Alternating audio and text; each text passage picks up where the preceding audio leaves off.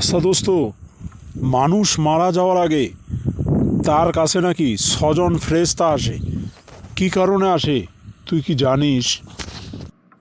শোন, মানুষের মৃত্যুটা খুবই যন্ত্রণাদায়ক, আর মানুষকে পরিচালনার জন্য আল্লাহ অসংখ্য ফেরেশতা মানুষের সাথে নিয়োজিত করে দিয়েছেন। তার মধ্যে এই 6 জনের কাজ হলো একদমই ভিন্ন। এর প্রথম জনের কাজ হলো মানুষের খাদ্য সংগ্রহ করে বেড়া। সারা পৃথিবীতে সে ওই মানুষটার খাদ্য সংগ্রহর কাজে নিয়োজিত থাকে।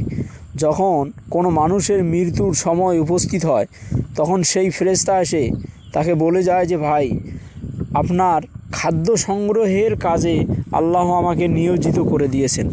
আমি সারা পৃথিবী ঘুরে আপনার জন্য আর কোনো খাদ্য পেলাম না, অর্থাৎ আপনার মৃত্যু খুবই সন্নিকটে। এরপর দ্বিতীয় আরেকজন ফেরেশতা আসবেন।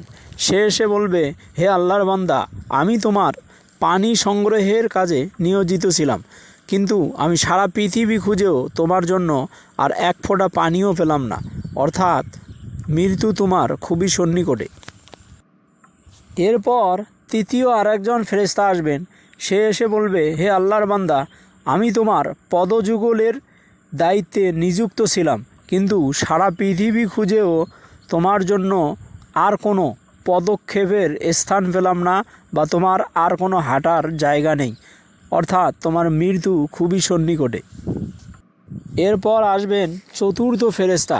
তিনি এসে বলবেন যে, হে আল্লাহর বান্দা, আমি তোমার শ্বাস প্রশ্বাসের কাজে নিয়োজিত ছিলাম, কিন্তু সারা পৃথিবী খুঁজেও তোমার জন্য আর কোথাও একটি মাত্র শ্বাস প্রশ্বাসেরও স্থান পেলাম না, অর্থাৎ তোমার মৃত্যু খুবই সন্নিকটে।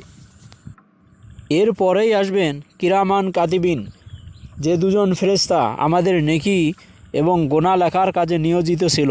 তারা এসে বলবে যে, হে আল্লাহর বান্দা, আমি তোমার পৃথিবীতে আর কোথাও গোনা বা লেখি খুঁজে পেলাম না।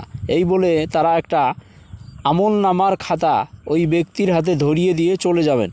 আর এই ব্যক্তি সেই আমল নামার খাতায় গোনার ভার অনেক দেখার কারণে তিনি সেই খাতাটা এদিক ওদিক লুকাবেন, আর দেখবেন যে কেউ তার এই খাতা দেখতে পাচ্ছে কিনা।